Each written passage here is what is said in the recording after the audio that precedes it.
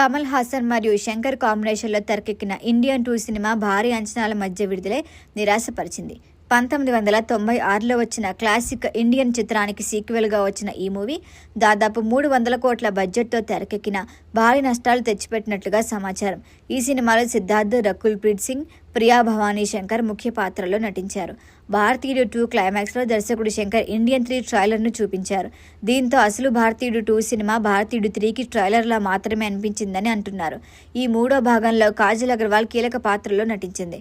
శంకర్ తెలిపినట్లుగా భారతీయుడు 3 షూటింగ్ కూడా భారతీయుడు 2 విడుదల ముందే పూర్తయింది. ఈ సినిమాని 2025 సమ్మర్లో రిలీజ్ చేస్తామని ప్రకటించారు.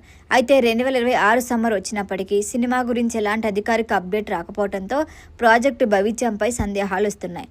ఇదే సమయంలో శంకర్ దర్శకత్వంలో వచ్చిన గేమ్ చేంజర్ కూడా నిరాశపరిచింది. 2 సినిమాల ఫలితాల కారణంగా భారతీయుడు 3ను కొనుగోలు చేయడానికి డిస్ట్రిబ్యూటర్లు ముందుకు రావట్లేదట. ఓటీటీ డీల్ కూడా ఇంకా కుదరలేదని తెలుస్తోంది. ఈ పరిణామాల వల్ల కమల్ హాసన్ కూడా ఈ ప్రాజెక్టును తాత్కాలికంగా పక్కన పెట్టినట్లుగా టాక్. మొదట ఈ సినిమాను డైరెక్ట్గా ఓటీటీలో విడుదల చేద్దామని అనుకున్నారు. అయితే ఇప్పుడు ఆ అవకాశాలు కూడా కనిపించట్లేదు. దీంతో భారతీయుడు 3 విడుదలపై అనిశ్చితి నెలకొంది. ఇక దర్శకుడు శంకర్ ప్రస్తుతం తన డ్రీమ్ ప్రాజెక్టు వెల్పరీపై దృష్టి పెట్టారు. ఈ భారీ ప్రాజెక్టులో విక్రమ్, రణ్వీర్ సింగ్, సూర్య నటించే అవకాశం ఉంది. అయితే వరుస ఫ్లాప్స్ కారణంగా శంకర్తో సినిమా చేయడానికి రణ్వీర్ సింగ్ ఆసక్తి చూపట్లేదట. ప్రస్తుతం వెల్పరీ ప్రీ ప్రొడక్షన్ పనులు వేగంగా సాగుతున్నాయి. దీంతో శంకర్ పూర్తిగా ఈ కొత్త ప్రాజెక్టుపైనే ఫోకస్ పెట్టాలని భావిస్తున్నాడని, అందుకే భారతీయుడు 3 విడుదల ఇంకా అనిశ్చితిలో పడిందని సినీ వర్గాలు చెబుతున్నాయి.